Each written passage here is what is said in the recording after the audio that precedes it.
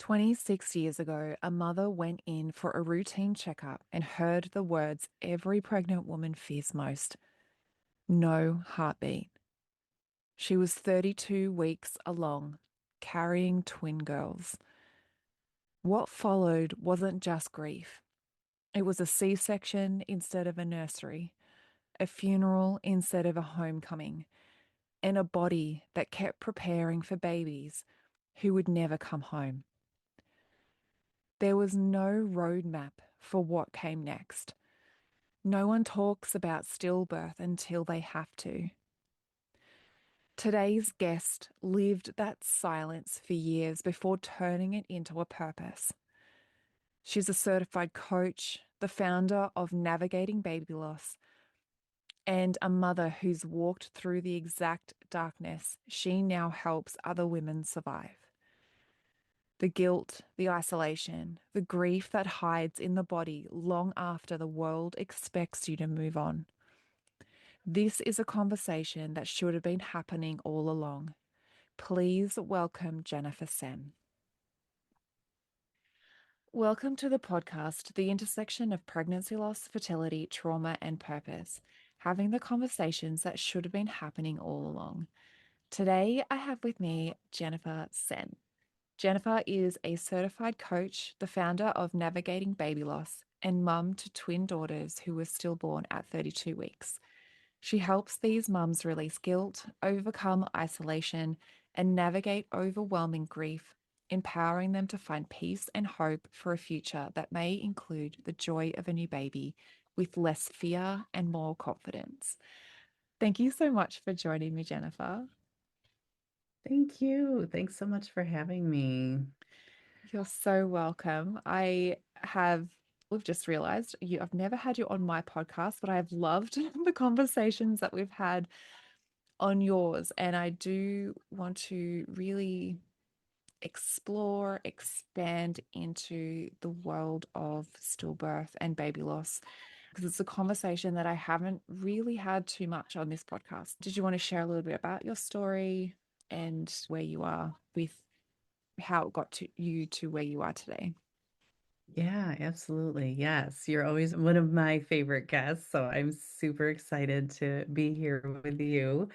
But yeah, my loss story began, it's now 26 years ago, and we had two little boys. They were 5 and 2, and we thought one more, maybe we'll get a girl. And so we were overjoyed at the thought of having twin girls and this big grand finale to our family. And so we just everything was going along, and on a Tuesday, I got a great report at the doctor that I had a textbook pregnancy for twins, and by Sunday there was no movement, and I was 32 weeks along.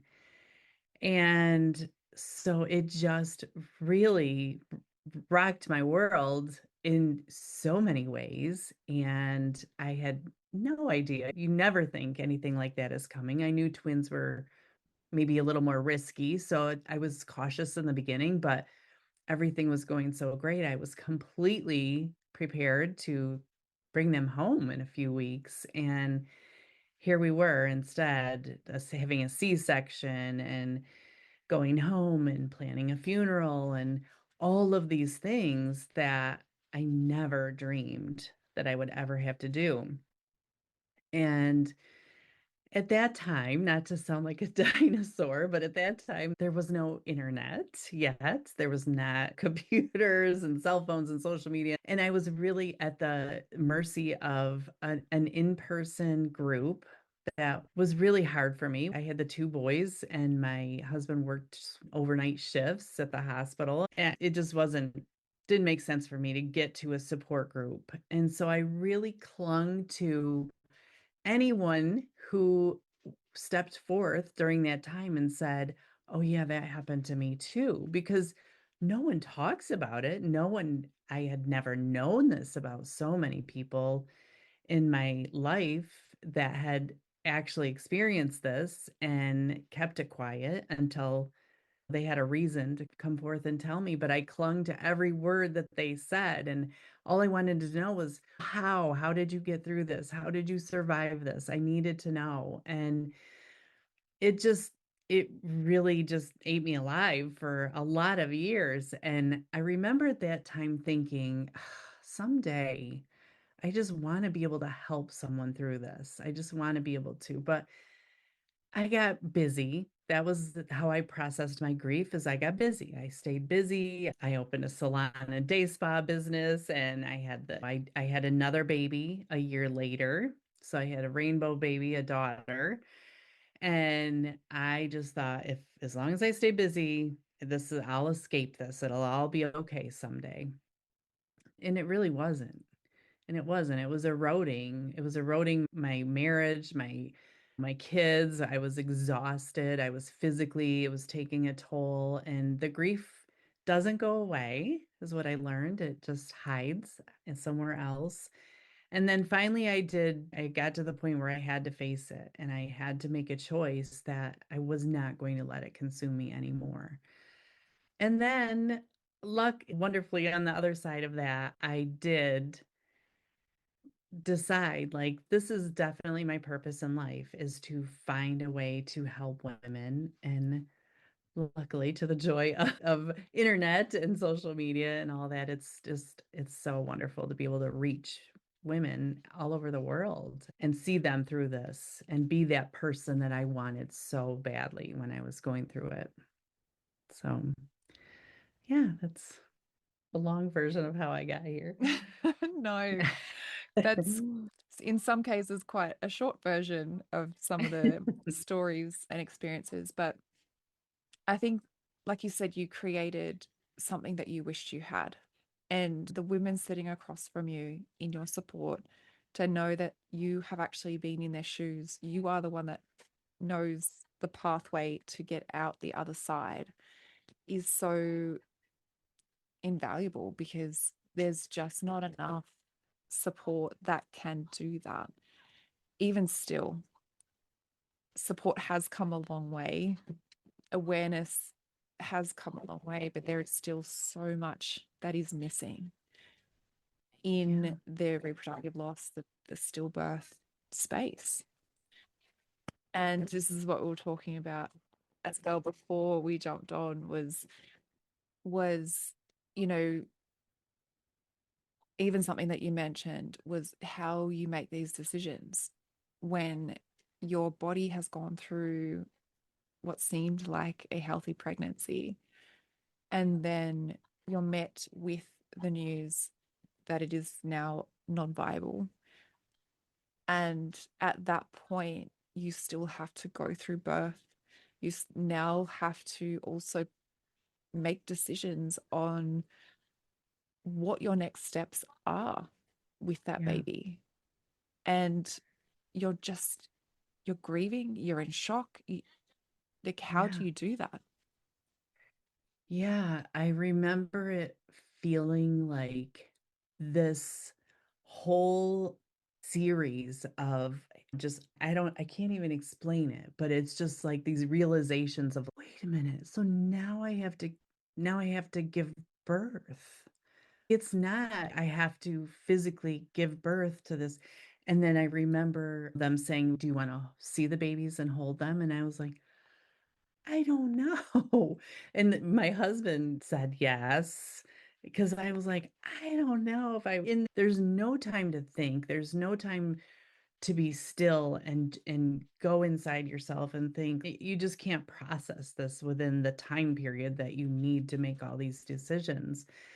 And then yeah, and then do you do cremation? Do you do a funeral? Do you then there's all the afterlife things, and then oh wait, and then I have to go home and my body's still going to produce milk for these babies that I don't have because your body gave birth.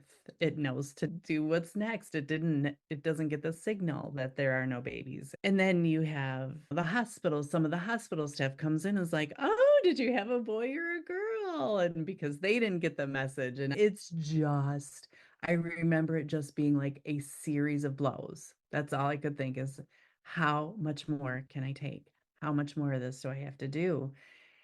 And the truth is, you just do the best you can for what you know in that moment. That's as good as it gets. And I work with women all the time who have regrets about, I wish I would have taken more video, or I can't believe I didn't take this one picture with my baby. And I should have had my mom in, and we just didn't have the kids or whatever. There's a lot of time afterwards for rethinking and regrets and guilt, which I think there's guilt in baby loss anyways, but especially in stillbirth. That seems to be so heavy. And so that is a lot of the work I do is just no one can prepare you for this. Even if there was a book about it, you're not going to read it when you're pregnant. You're just not. No one is ever going to prepare themselves for this. And you just did the best you can for what happened and for what you knew. Yeah, that's what I was going to say. You do the best that you can with the knowledge that you have. Yeah. And it is very confronting to to have to make that decision of, do I want to see my baby? How, like, when you're on the other side of it, reflecting back, Yeah. hindsight's a wonderful thing when you can go, oh, okay, maybe I should have done that. But when you're Yes. in the moment, not that mine was a stillbirth, but I remember when I was going through my experience, questioning, what if I saw my baby? What would I do? Mhm. And I thought for me that it would be re-traumatizing to go through that, to see my baby. For some women I've spoken to, they're like, no, that was like, I just knew I needed to see them. I needed to have that closure. I needed to be able to process what was happening. But like you said, when you've got the time to think about it afterwards, of course, you'll go back over it and go, oh, I should have done Yeah. something differently. But in that moment, it's very confronting and you don't have a lot of time to think about it. You have no time. Your brain is so noisy. You have no time. And I believe that women are blessed with an amazing intuition that we don't use nearly enough. And really, you just do whatever feels intuitive to you at that moment. And then I really think too, no matter what decisions you make, there's always that little second guessing that you might do. Yeah. No matter what. So there is no perfect scenario because it's a disaster. There's no good way of coming out of this. Yeah. It's And like painful. you Yeah. said, there's no rule book, there's no, and you wouldn't read it anyway if there was. Even if there was, right? Who in the world would read that and prepare themselves just in case? You just wouldn't. Yeah. And a lot of the time, you're not even aware of Yeah. this happening. Yes, I talk to a lot of women about that too. They are so angry with their doctor because their doctor never said that this was a possibility. And again, I just think that's one of those things we don't breathe life into it because we just don't want it to be, especially if you're not high risk. There'd be no reason for you to think that this would happen. And then here you are in a split second, and it happens. It's so shocking, and it's just changes your whole life in that moment. Yeah. Loss does. I never want to discount any loss. I believe that the minute you find out you're pregnant, you're building those dreams. They're there, you're all the way in. There is a little bit something, and I get beat up on social media periodically about it, but there is something a little bit different about a stillbirth loss because of you physically hold that baby, you see their face, you do have end of life decisions, you do maybe your body goes more into the hormonal postpartum Mm. than it does in an earlier loss. And so those are definite, they're just facts Yeah. that those are the differences, but Yeah. emotionally. Emotionally, there's no easy way out of loss. It's all hard. No. And I do agree with you there because it's right from the moment that you find out you're pregnant, your body is changing Yeah. physically, your brain's changing chemically, you attach yourself to this new identity. So that is all the same, like right Yeah. from that very The first time. And 100%. as you progress further into the pregnancy, you get more of those pregnancy hormone shifts and changes. As you come into the second trimester, that's when your body starts to produce milk. So as you progress further through, your body shifts and changes more. There's more chemical changes, there's more physical changes in terms of your baby's growing. There's more of the organs shifting and moving around in your body too. You do have the pregnant belly. And to get to actually go through labor and birth for some people, for some like yourself going through a cesarean, like there's you have physical you have a physical scar, like there's a reminder of that pregnancy that you went through and you didn't get the babies in your arms. For women who go through labor, they're going through labor the whole time knowing that the baby's not going to be alive on the other side. So yeah, it's the grief. There is postpartum right from the very start, but then it shifts and changes through the duration of the pregnancy. But then also at the end, like you said, there's more layered experiences, more decisions. There's decisions that you have to make that you don't necessarily have to make early on. And potentially, like you said, depending on where the pregnancy is, where you lost the babies, you also then, your body is preparing to produce milk. And you go home, and there's also that physical act of, okay, now how do I, Right.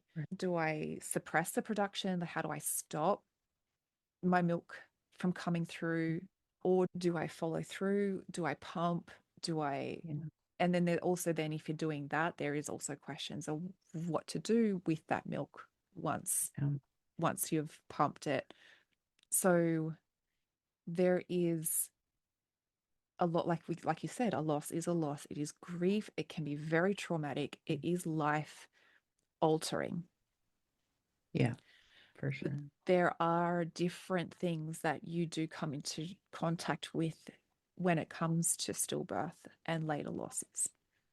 I think, like I said, the guilt is really the hardest hurdle because you do feel this was my body. This I had one job. I was so close. What did I do to make this happen?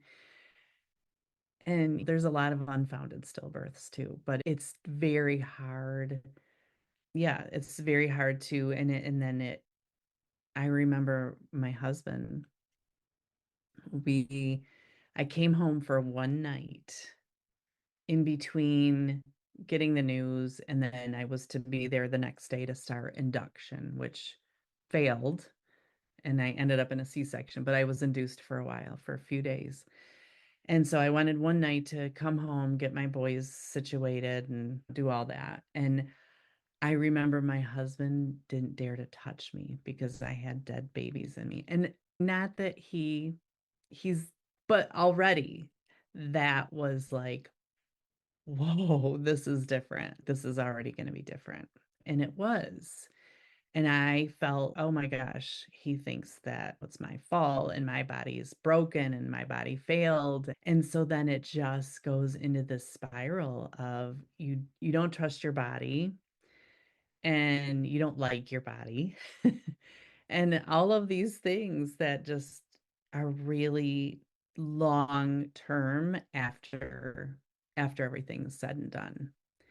It's very hard to bounce back. I don't think you bounce back from a baby very easily anyways, but It's there is a lot to cope with emotionally after that.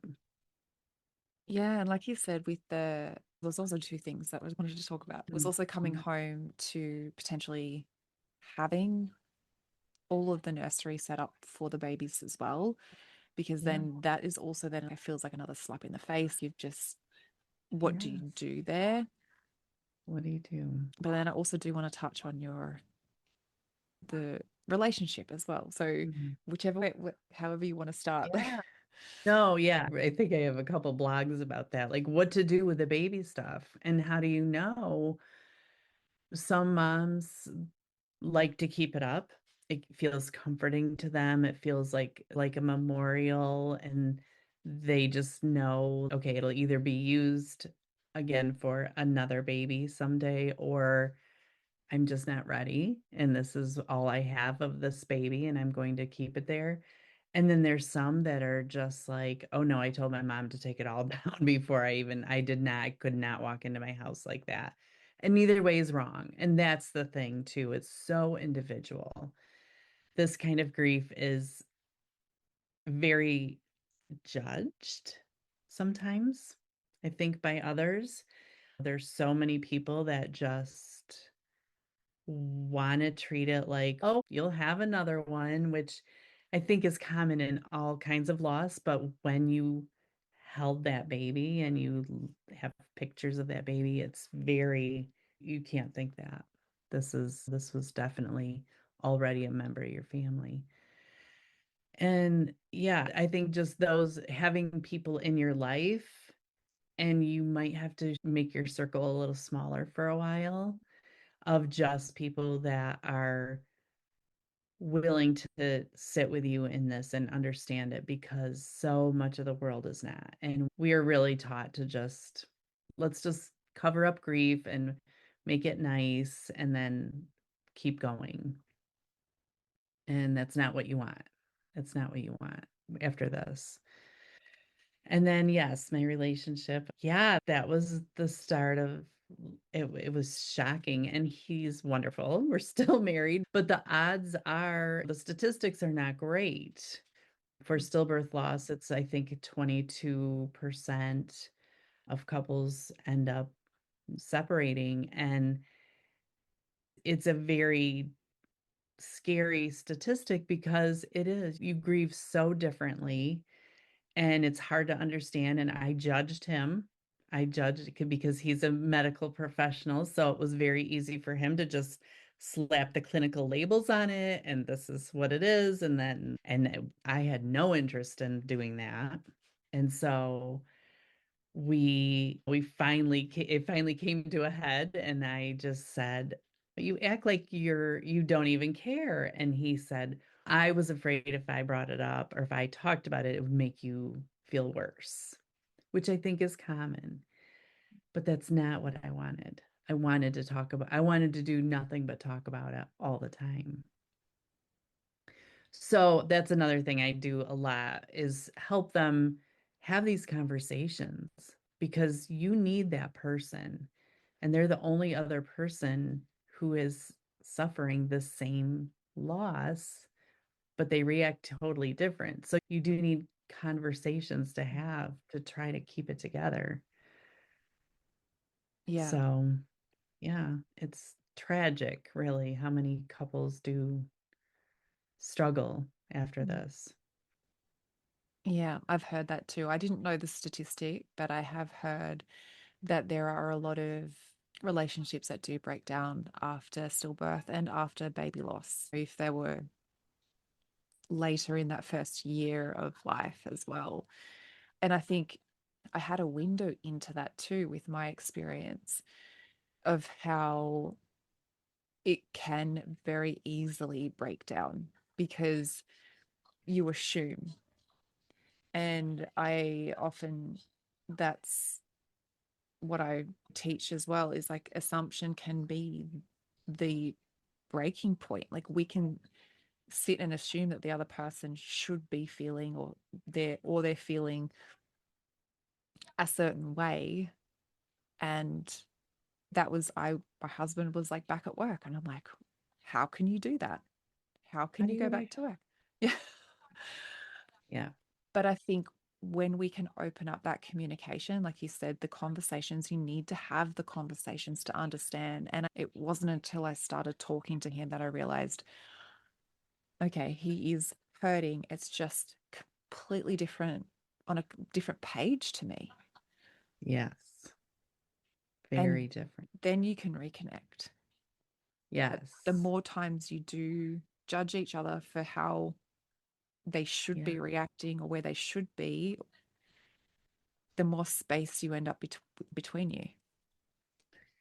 Well, you start building resentment, and that's when it's hard to come back, as if that resentment starts to build yeah, and it's even true with friendships. There's so many friendships that are lost Mm. because you really see who's willing to sit with you during this. And it's hard. It's uncomfortable to sit with someone through this, especially if you've never been through it. It's hard to understand. But having someone who is willing is the best gift ever. If you're listening to this and feeling the pull to help bereaved mothers, but you're stuck wondering, what am I actually building? And can I make this work? I created something for you. It's called From Loss to Legacy, the 4-week immersion. Over 4 weeks, we crystallize your calling, your story as professional foundation, your purpose that will sustain you, your specific offer with proof bereaved mothers will invest, and your 12-month roadmap forward. You'll stop circling and start building. The certification teaches how to support bereaved mothers with trauma-informed frameworks. But the immersion teaches you what you're building and whether this is your path. The next cohort starts in March. Enrollment opens in February. If you're ready to get clarity on your calling, DM me immersion on Instagram. Don't circle for years. Get clear now. Yeah. And also if you can, not that they're like, I've heard of people seeking that support in a therapist or a counselor, but also that has been able to witness them in it. There's, for me, it wasn't a great experience. It was a place for me to kind of just vent what I was feeling, but there was never anything beyond that. And a lot of women that I have supported over the years, that was exactly the same story. It just left something missing. Yeah. So if you can find the therapist or counselor that Yeah. maybe can sit with you and can help you through that. Maybe they have done or experienced loss themselves. Or like you said, a friend that is just able to sit with you in the silence if that's all you want to do. You don't want to talk. You just want to sit, or you just want your friend to watch Netflix with you and not say a word. Then Not saying anything. Yeah. holding on to those people and allowing yourself, giving yourself permission to let go of those other ones. That was something Yeah. really difficult that I had to come to terms with as well. Yeah. But my husband said to me, he goes, if they're going to make you cry because of the way that they're talking to you, why are you holding on to them? And he was my voice of reason through Yeah. some of They, my, I know sometimes they see it so clearly, but as women, we think we need to hold on to it. yes, yeah. I think he said it to me a couple of times, and I think I finally saw it, but I wasn't ready for a Mhm. little. And then all of a sudden I was, because I was like, you know what? They're not actually serving me, No. and they're not willing to change. Like, Well, because they were continuing to do that the whole time. yeah. I think after loss, you're a different person. And they want you to be and also in relationships too, they want you to be who you were before, and you're never going back there. Yeah. And so, can they love you for the new person that you are becoming, even if you don't know who it is at this point? Because you might not for a while, but you're definitely going to be different. I think in hindsight, it made me a better mother. I was grateful for the children that I did get to raise. It did end up be making my relationship better because we realized, oh, okay, if we're willing to have these hard conversations, we can have any hard conversation. And I think a lot of moms that I work with too, they reevaluate their career, they reevaluate everything around them. And that's a gift. That's a gift. Yeah.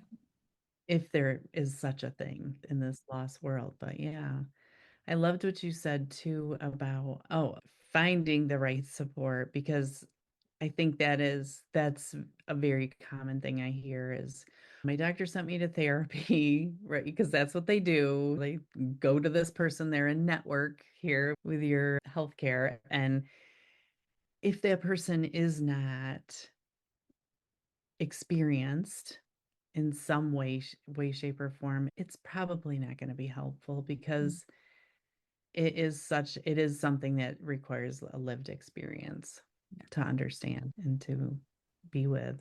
Yeah. But I always tell my students, I'm like, if you had five therapists lined up and one of those therapists was actually had lived experience in a similar, maybe experience as you, not directly, because to have the direct same experience is very difficult, but same Mhm. sort of area, who would you choose?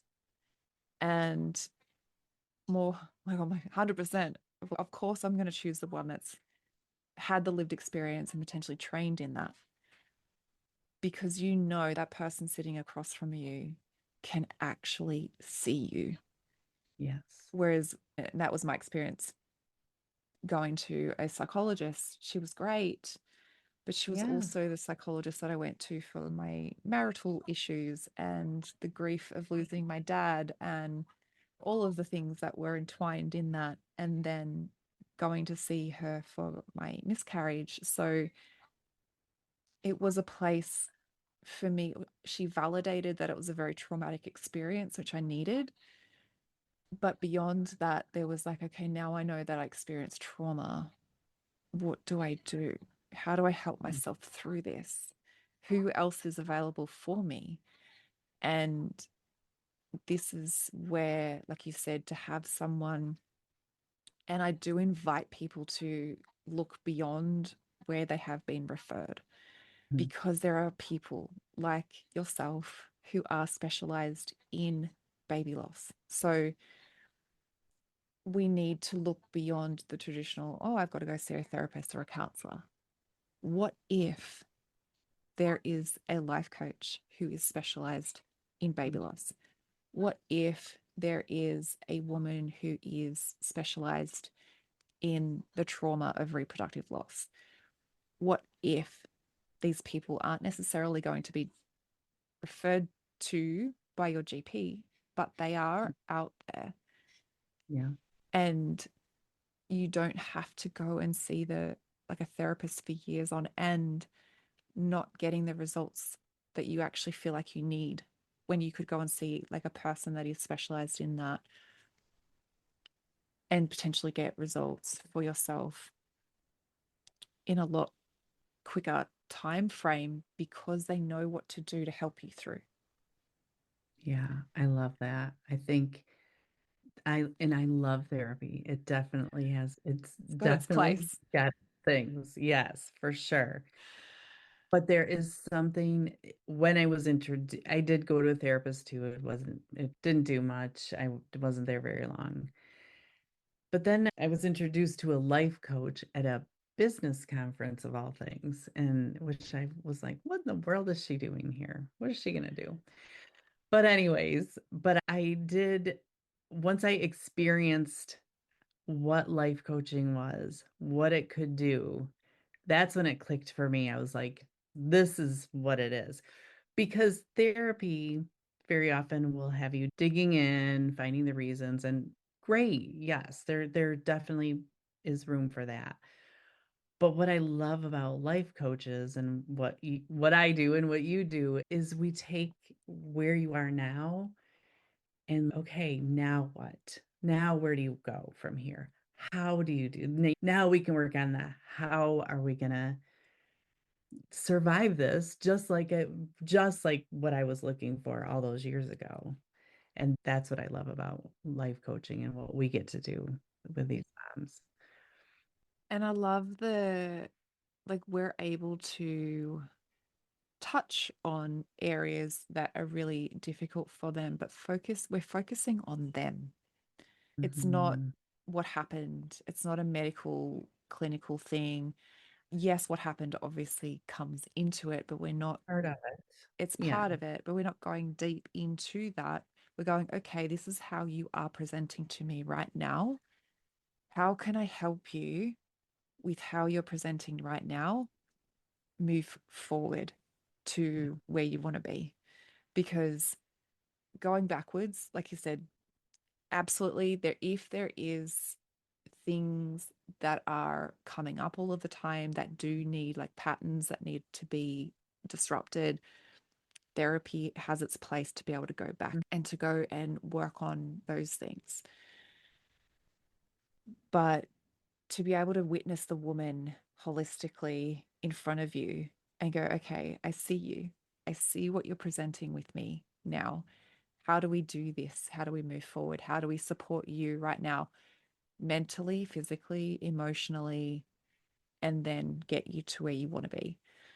But I think that is what's missing, because when you're seeking therapy or you're seeking certain professionals, they're only working on a part of you. You're you're yeah, already trying to work on your cognitive part of your brain, but if you have experienced trauma, it's not in your brain, it's in your body. And we need someone to be able to see you as a yeah, whole person. yeah. You're right. Because grief lives in your body, and knowing how to move it through, Yeah. and that's a whole other skill. Yeah. And something that I just feel is missing from most care and support. But then on top of that, it is also the physical experiences that you've carried through that pregnancy as well. How do you, like you said, the guilt in stillbirth, in baby loss is very deep. And I Mhm. can see how it can get so much further ingrained. How did you support yourself through it? How do you support your Mm. clients through it? I spent probably 7 years just trying to run away from it. And in the meantime, I blamed myself for everything. I didn't think I could do anything right. And I really just had a lot of self-doubt, to say the least.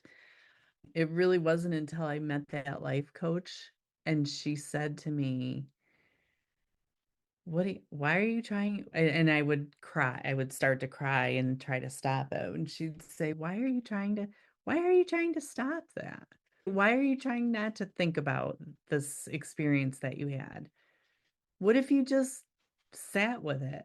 And no one had ever told me that it was okay to do that. No one had ever told me that you have to feel that grief or it's not going anywhere. It's going to stay there. And so really just once I was given that permission and I could feel the difference, I started talking better to myself. And that's what I really think is missing in so much of it, especially when you're coping with guilt. You blame yourself for everything.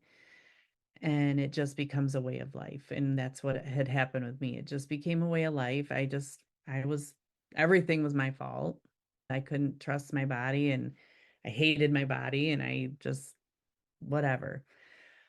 And so I think once I started learning how to talk better to myself, give myself grace, be willing to sit in painful thoughts, knowing that was the way to be able to release them, that's when everything started changing. Yeah. And so that's really what I work on with moms because I can hear it. I can hear them, the blame just in conversation. And you're going to stop them spending 7 years to get to that realization. No, I don't want anyone to do that. No. It was so long. Yeah. It was way too long. And that's the thing, like when we choose to become the supporters in this space, it's often that we've gone through these realizations ourselves and gone, you know what? I wish someone that was on the other side of me told me that I didn't have to spend this long in this space. I could do things differently. I could think differently. I could feel differently. And there was one thing my therapist said to me. She's guilt is a man-made emotion. And she's like, you're making yourself feel that. And I was like, no, I'm Mhm. not. No, I'm not. Yeah. But then I was like, I am. I'm doing Yeah. this to me. And I think once we get that realization, we just like, I'm the only one that's listening to me, like 24/7. Yeah. My body's listening to me all the time. And what is the narrative that I'm saying over and over? And it wasn't Yeah. nice. No, it's not nice. Yeah. Just made me think of something. Yeah. I just remember thinking that as long as I was carried the guilt and feeling keeping my life small and keeping myself, then that was somehow keeping a connection to my babies. Somehow I was honoring them as long as I wasn't if I laughed or was happy, then I felt guilty for laughing and being happy. How could I do that when my babies are gone? I don't deserve this. You really start telling yourself all of these things. And then you realize suffering is optional. And you have to get to that point where you make a choice. And you have to make that choice and know that your babies wouldn't want you to live this way. And so why are you doing this? Why it's just so hard. It was so hard on my family to see me like that. It was really awful. So yeah, I just don't want that for anyone else. Yeah. And again, the work that you're doing, it's mitigating that for the women because you're able to support them in those moments and go, you know what? You can choose not to think that. You can choose not to say that about yourself. What is the truth of that statement? Is it true that you're a failure, that you're broken, Yeah. that, all of those negative things that we say about ourselves, is that true? I'm like, no, it's not true. Well, So, how feel to, yeah. yeah, but that guilt is so real and Yeah. consuming. Yeah. And I think realizing that is not the legacy that your babies that you want for them. Yeah. It's not allowing you to honor them. Is there anything else that you feel like you wanted to share before we wrap up? I think the only thing is that I love to share, and I know we brushed on it earlier, is if you are someone who is supporting someone who is going through this, just be willing to say less. You're not going to say anything that fixes their situation. You're never going to say something so magical that it makes them feel so much better. And I think just giving them the permission to feel terrible and agreeing that this is terrible for you. And I hate that you're going through this. And I'm so sorry that this is happening, but I'm here and I will listen. And I don't have anything that I can say that would make it better. Just having that person is everything to the mom who is so confused because her whole life completely blew up in the matter of a couple hours, probably.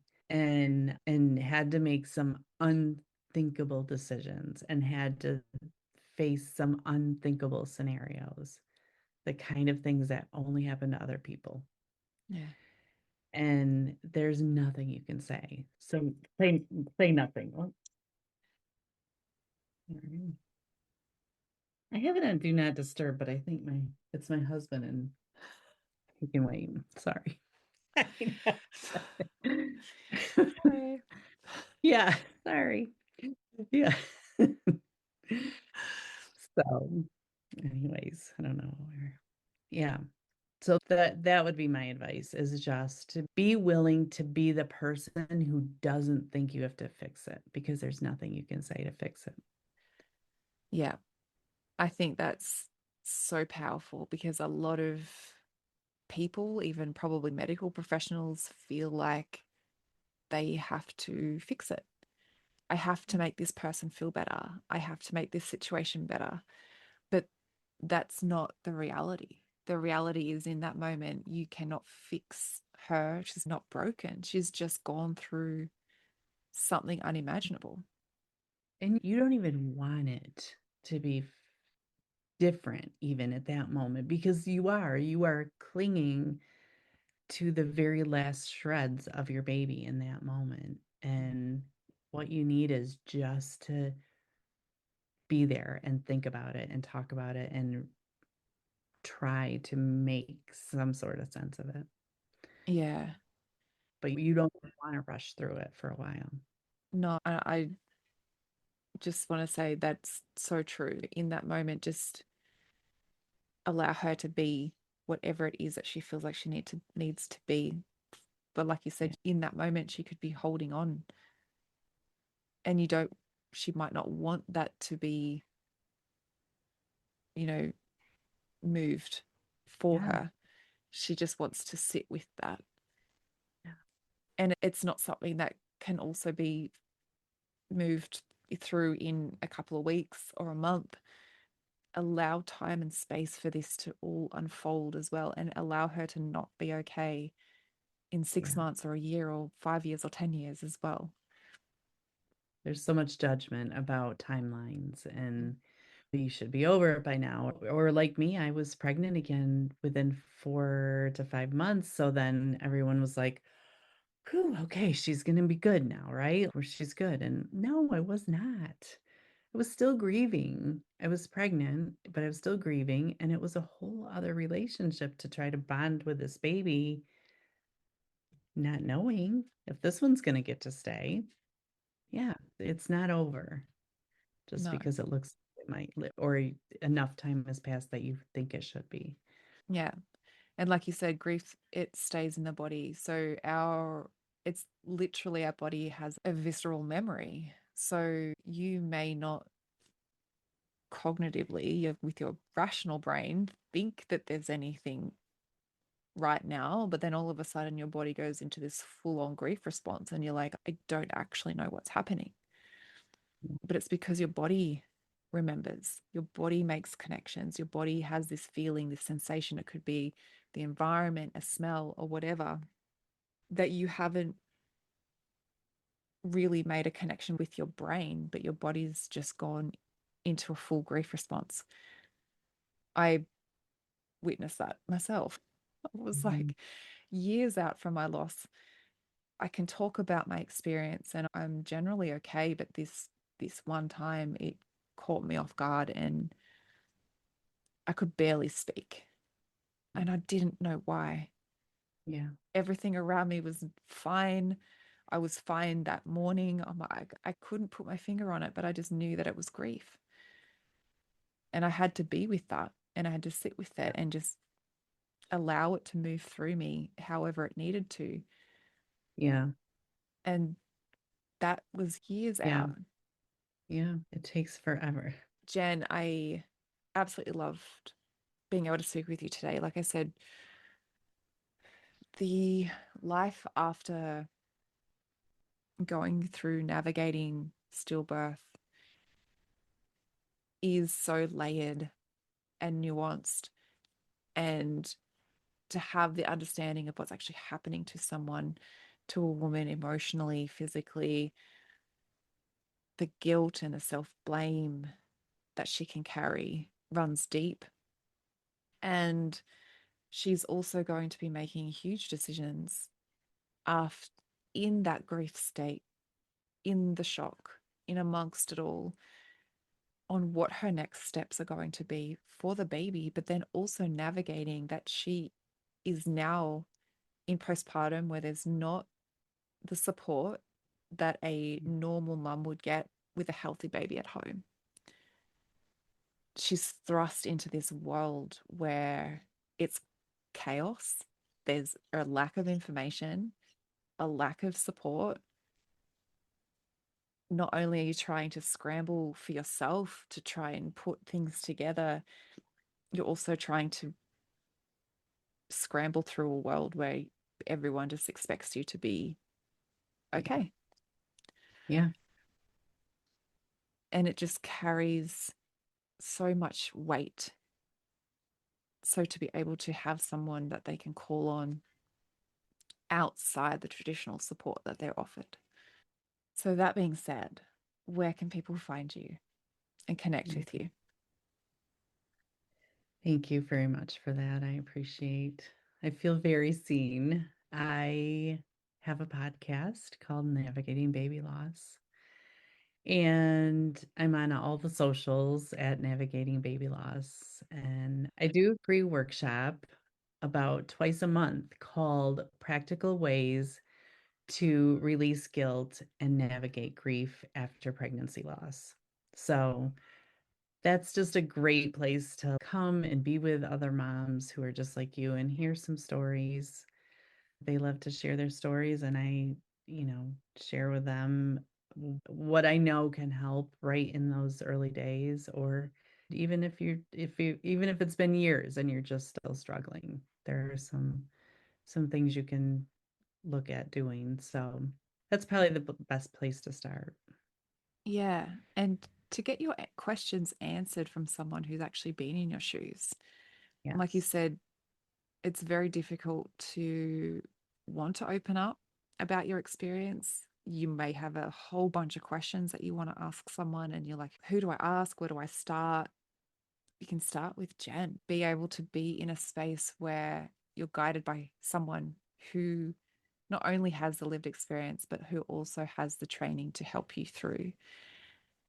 So, getting them answered, getting some practical tools to be able to start navigating that path forward. Thank you so much, Jen, for being a part Thank of my podcast. Yes, I'm so excited. Well, thank you so much, Emily. I just love everything that you're doing and all the work, and the moms that you are empowering is so inspiring. Thank you. And like you've said too, you've created what you wished you had. Everything Mm. I've created is what I wished I'd had Yeah, available to me. When you're creating from that space, it is just generally an empowering space because we're making a difference not just now, but for the future generations to come. We're providing these spaces, these safe spaces for women. yes. May our daughters' generations never hold back like we did. Yeah. And feel like they have to be in silence, feel like they have to shut down Mhm. and not say anything, even if it's not their Yeah, experience, but they have a friend that has gone through it, or their daughter in their future may experience it. that's the thing. With the statistics of loss, you're going to come in. They're going to know. You'll always know someone that it's affecting. Thank you so much for your time. Yeah, of course. I hope it was helpful.